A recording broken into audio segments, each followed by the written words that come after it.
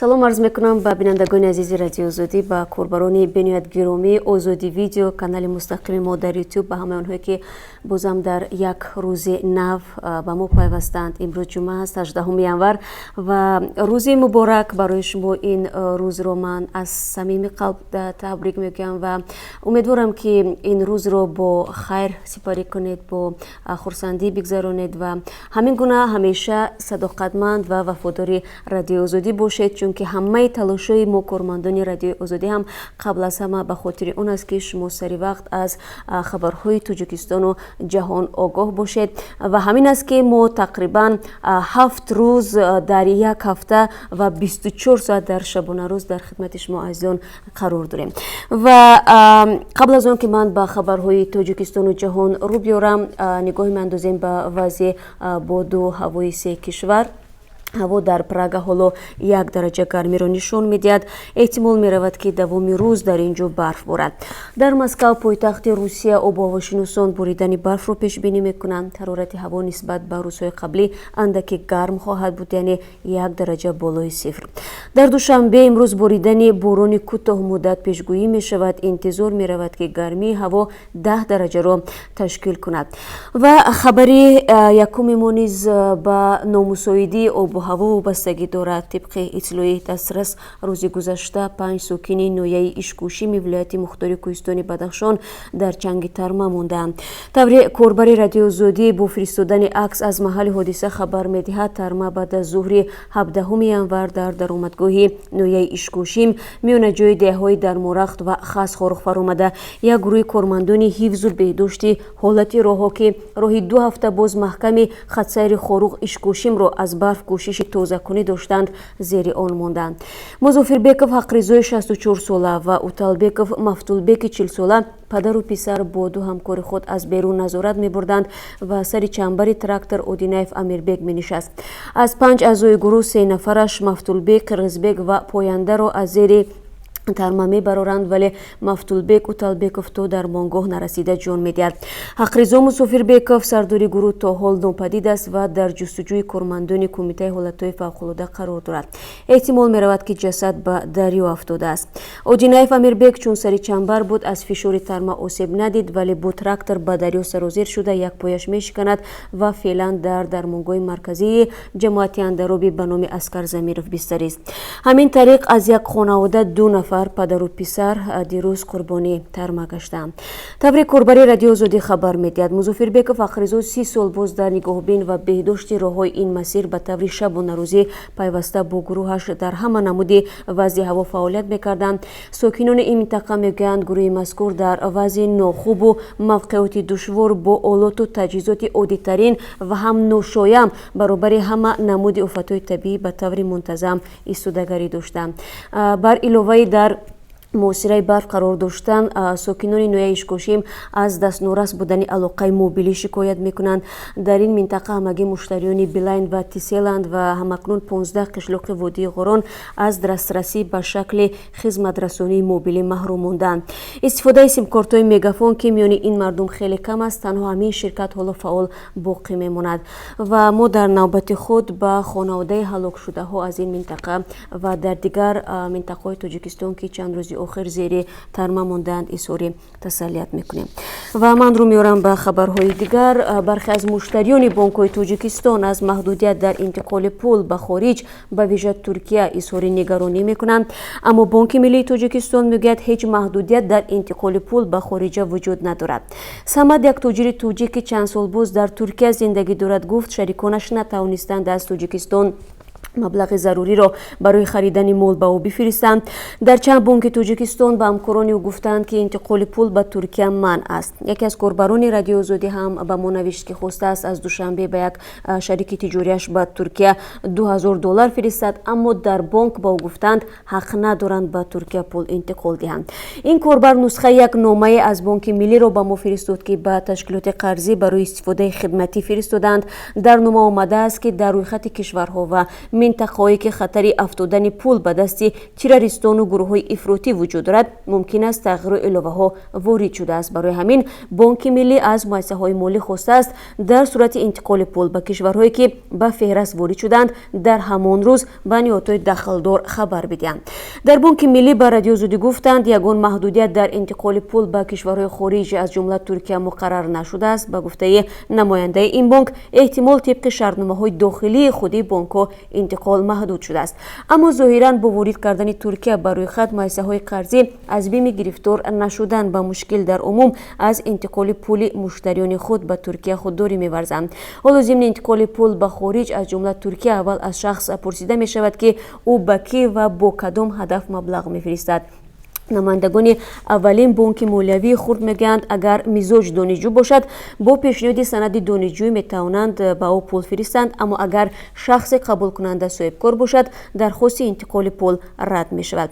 бонкҳои тоҷикистон токунун бояд дар бораи ҳар гуна интиқоли пул ба эрону покистону кореяи шимолӣ ва яман ва чанд кишвари дигар ҳатман ба муассисаҳои марбут ки ба муқовимат ба пулшӯӣ ва сармоягузории терроризм машғуланд гузориш бидиҳанд.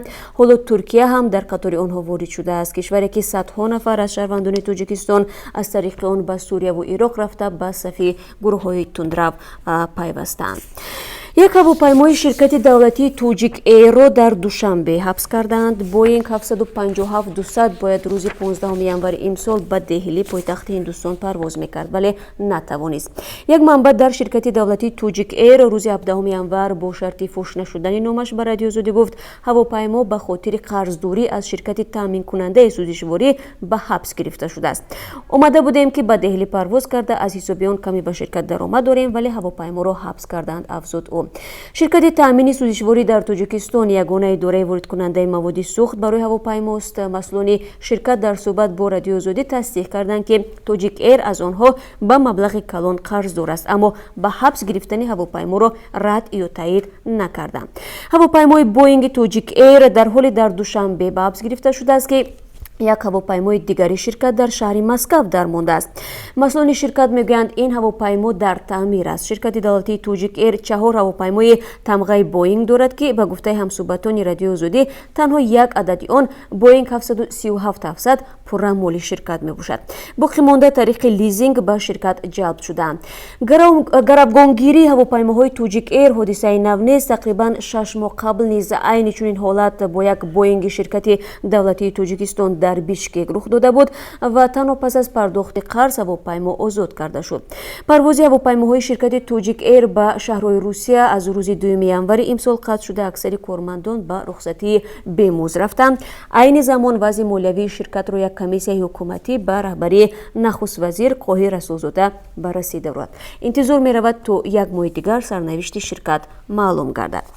акнун нигоҳе меандозем ба хабарҳои ҷаҳонӣ ва бозам баъдан бармегардем ба хабарҳои Тоҷикистон. фаромӯш накунед ки дар давоми суҳбат, аниқтараш дар поёни суҳбат, ман ба қурби асъори хориҷӣ дар Тоҷикистон рӯ меорам ва пешопеш барои шумо мегӯям ки қурби рубли русӣ имрӯз назар ба рӯзи пеш каме баландтар рафтааст. Доналд Трамп раиси ҷумҳурии Амрико рӯзи панҷшанбе 17 январ сафари хориҷии Ненси Пелоси раиси маҷлиси намояндагони он кишвар ва ҳайати ҳамроҳи ӯро ба далели қатъи фаъолияти бахшое аз ҳукумати Амрико ба таъхир андохт. хонум Пелоси ва ҳайати ҳамроҳи ӯ қарор буд ним соат баъд аз ин эълони Доналд Трамп бо истифода аз як ҳавопаймои низомӣ роҳии Белгия, Миср ва сипас Афғонистон шаванд. лағви сафари Ненси Пелоси аз сӯи раиси ҷумҳурии Амрико дар ҳоле аст ки рӯзи гузашта раиси маҷлиси намояндагони Амрико бо ишора ба қатъи фаъолияти бахшое аз ҳукумати федералӣ аз Доналд Трамп хост бинобар нигарониҳои амниятӣ суханронии солонаи худро ба вақти дигар гузорад. ин танишҳо дар ҳоле аст ки аз 27 рӯз ба ин тараф бахшое аз ҳукумати Амрико фаъолият намекунанд ва ҳудуди 800 000 корманди давлатӣ ба кор ҳозир намешаванд ва ё бемузд кор мекунанд. ба гузориши хабаргузории Reuters, хонум Пелоси дар ҷараёни сафар ба Афғонистон мехост бо нирӯҳои амрикоӣ дар ин кишвар мулоқот кунад. шабакаи иҷтимоии фейсбук садҳо саҳифа гурӯҳ ва корбари тақаллубиро аз шабакаҳои фейсбук ва инстаграм берун кашид. ширкати амрикоии фейсбук мегӯяд ҳадаф аз ташкили ин сомонаҳои тақаллубӣ танзими 2 амалиёти интернетӣ барои таъсиргузорӣ дар ҷамоҳири собиқ шӯравӣ будааст. раиси бахши сиёсати кибернетикии фейсбук Натаниэл Глейчер 17 январ навиштааст ки ин 2 амалиёт дар Русия сарчашма гирифта, яке аз онҳо дар чанд кишвари муайян ва дигаре дар масъалаи Украина будааст. зимнан ба навиштаи расонаҳои русӣ чанде аз ин шабакаҳо корбарон дар қаламрави Тоҷикистон сабти ном шуда буданд. Глейчер афзудааст ки истифода бурдани чунин усул корбаронро дар мавриди сарчашмаи воқеии корбари интернет дар ғафлат нигаҳ медорад. Глейчер мегӯяд ки яке аз ин шабакаҳо 364 саҳифа ташкил намуда бо ходимони расонаи хабарии Русия бо номи Спутник марбут будааст. шабакаи Спутник дар ҷумҳурии Арманистон навиштааст ки саҳифаи русии Спутник дар фейсбук баста шудааст ва аз ин ро онҳо муваққатан маҷбур ҳастанд ки ахбори бо забони русӣ таҳия шударо дар саҳифаи армании Спутник нашр кунанд. зимнан изҳороте нашр намуда Спутник мегӯяд ки аз эҳтимол дур нест ки саҳифаи армании он дар фейсбук низ баста шавад. аз ин хотир Спутник ба корбаронаш машвара додааст ки ахбори онҳоро дар шабакаҳои иҷтимоии Телеграм, ВКонтакте, Твиттер ва ғайра пайгирӣ кунанд. созмони ҳомии ҳуқуқи инсон Human Rights Watch аз раҳбарони давлатҳои Осиёи марказӣ ки дар пайи ҳамоиши бештари минтақавӣ, сармоягузории хориҷӣ ва рушди иқтисодӣ ҳастанд, даъват кард ки ҳимояи ҳуқуқи инсонро дар ҷойи аввал гузоранд. ин даъват рӯзи 17 январ дар ҳоли садо дод ки созмони истодаш дар Нью-Йорк гузориши солонаашро дарбораи вазъи ҳуқуқи инсон дар саросари ҷаҳон нашр кард. барои зиндагии беҳтари 105 миллион сокини Осиёи марказӣ эҳтироми ҳуқуқи инсон бояд бо рушди иқтисод ва ҳамкориҳои минтақавӣ дасти ба даст ҳаракат кунанд, гуфт раҳбари ин созмон дар умури Аврупо ва Осиёи марказӣ Хью Уильямсон. ӯ афзуд ки раҳбарони Осиёи марказӣ бояд иҷоза диҳанд ки садои интиқодӣ шунида шавад ва аз бадтарин сӯистифода ба монанди зиндонӣ кардани одамон бо парвандаҳои сиёсӣ ва шиканҷа даст бикашанд. соли гузашта президенти Ӯзбекистон Шавкат Мирзиёев барои ҳамкориҳои байнимарзӣ иқдом кард ва дар самти рушди вазъи ҳуқуқи шаҳрвандон қадамҳои назаррас бардошт. дар қирғизистони ҳамсоя ҳамалҳои бераҳмона ба матбуот ва озодии баён камтар шудааст, гуфтааст Human Rights Watch. аммо ин гурӯҳ афзоиши тамоилҳои манфӣ дар кишварҳои дигари Осиёи марказӣ ба монанди Тоҷикистон ва Туркманистонро ва табдили ин тамоилҳои сиёсатҳои саркӯбгаронаро зикр кардааст. созмон мегӯяд дар Қазоқистон низ дар робита ба ҳуқуқи башар ҳеҷ тағйироти чашмгир ба назар нарасид ва мақомоти он кишвар озодии баён ва ҳамоишу ҷамоматҳоро бераҳмона саркӯб карданд. Юлиамсон аз Иёлоти Муттаҳидаи Амрико, Иттиҳоди Аврупо ва шарикони дигари онҳо даъват кард ки ба раҳбарони Осиёи марказӣ пайғоми рӯшан бидиҳанд ки ҳама гуна барномаи ислоҳот бидуни рушди ҳуқуқи инсон ҳатман ба нокомӣ рӯбарӯ хоҳад шуд. додгоҳи Алмато 2 нафарро бо ҷурми куштори рақоси рӯях Денис Тен ба 18 соли зиндон маҳкум кард. додгоҳ ҳукми Армон Қудойберганов ва Нуралӣ Киясавро рӯзи 17 январ содир кард. айбдоркунандаи давлатӣ рӯзи 16 январ аз додгоҳи шаҳри Алмато барои ин 2 нафар барои куштори варзишгари маъруфи қазоқ Денис Тен 20 соли зиндонро талаб кард. гумонбарон дар мурофиаи ахир айби дуздиро ба гардан гирифтанд, вале гуфтанд ки куштор бо маслиҳати пешакӣ сурат нагирифтааст. онҳо аз додгоҳ хостанд ки банди куштор бо маслиҳати пешакиро бекор кунад. ба гуфтаи дӯцитон Қунади Қадосов айби гумонбарон дар рафти мурофиаҳо пурра исбот шуд. варзишгари маъруфи қазоқ ки рақоси рӯях буд ва барандаи 2 медали чемпионати ҷаҳон аст, аз ҷумла бозиҳои олимпии шаҳри Сочии Русия, Денис Тини 25 сола рӯзи 19 июли соли гузашта дар бемористони шаҳри Алмато вафот кард. ӯ бо чанд захми корд ба бемористон интиқол ёфта буд. ба ӯ афроде ҳамла карданд ки мехостанд шишаи мошинашро бидузданд. дирӯз садҳо фаъоли қирғиз дар майдони Алтаои шаҳри Бишкек ҷамъ шуда бар зидди ҳузури ба қавли онҳо рӯзафзуни шумораи муҳоҷирони чинӣ дар Қирғизистон садо баланд карданд. эътирозгарон аз ҳукумат талаб карданд ки муҳоҷирони ғайриқонунии чиниро ба ватанашон ихроҷ намуда тақдими шаҳрвандии Қирғизистон ба ин табақаро қатъ кунанд. ҷамъшудагон аз қирғизтаборони муқими ҷумҳурии мардумии Чин пуштибонӣ карданд. онҳо мегӯянд қирғизтаборонро дар вилояти Шинҷони Чин تعقیب نموده به اردوگاه‌های بازتربیه می‌فرستند. 11 январ با اشاره به اعتراض‌های پای در پای در شهر بیشکک، پرزیدنت قرقیزستان سورونبای جیمبکوف با آنهایی که کوشش می‌کنند همکاری قرقیزستان و چین را خلل‌دار کنند از روی قانون به جوابگری کشیده می‌شوند گفت او. سازمان ملل متحد در ماه آگوست گزارش داد که تخمیناً 1 میلیون مسلمان ولایت شینجان چین در مرکزهای ضد اکستریمیسم نگاه داشته می‌شوند و چندین میلیون نفر دیگر به اردوگاه‌های بازتربیه فرستاده شدند.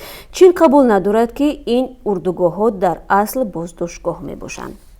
خب در ازبکستان باشد، رئیس ولایت اندیجان شهرت عبدالرحمانوف در هفته آمادگی به بازی‌های لیگ عالی 2019 تمام صاحبکاران ولایت را وظیفه دار کرده است که دسته فوتبال اندیجان را جمعاً با 8.5 میلیارد سوم سرمایه گذاری کنند. در فهرست 6 صفحه‌ای حکومت ولایت اندیجان نام 167 کارخانه و شرکتی آورده شده است که باید اندازه فوتبال سپارند. یک منصبدار اندیجان است تصدیق کرد که به صاحبکاران پیشنهاد شده است تا به دسته محلی فوتبال کمک کنند. به گفته یک منبع آگاه از قضیه، سرمایه گذاری اصلی دسته شرکت جی ام ازبکستان پول را پرداخت نکرده است و بنابراین رئیس ولایت پول را بر دوش صاحبکاران محلی بار نموده است. عبدالرحمانوف 9 январи سال روان در یک واخوری مشکل‌های مادی و تکنیکی دسته فوتبال اندیجان را بررسی کرده است. در پایان جلسه رویخط 167 کارخانه را ترتیب داده است که باید به دسته فوتبال کمک مالی رسانند. صاحبکاران اندیجان میگویند بعد جلسه رئیس ولایت به آنها فشار آورده می شود تا پول را تیزتر پرداخت کنند. و وزارت کارهای داخلی تاجیکستان از بازداشت یک جوان 23 ساله خبر میدهند که در تشکیل فاحشه‌خانه متهم است. بنا به معلومات این نهاد بازداشت شده ساکن شهر کولا بوده است. گفته می شود او 5 январи سال روان خانه به اجاره گرفته اش را در شهر دوشنبه به فاحشه‌خانه تبدیل داده برای علاقه جنسی نمودن شرایط مهیا نموده است. از جمله به تاکید دفتر مطبوعات وزارت کارهای داخلی نام برده روزانه 3 مرتبه این منزل را در اختیار شخصان اجاره گیرنده گذاشته از آنها پول گرفته است. در اول خانه را او به مرد 26 ساله ساکن شهر ترسونزاده و زن 34 ساله ساکن شهر دوشنبه واگذار کرده 150 سومانی میگیرد.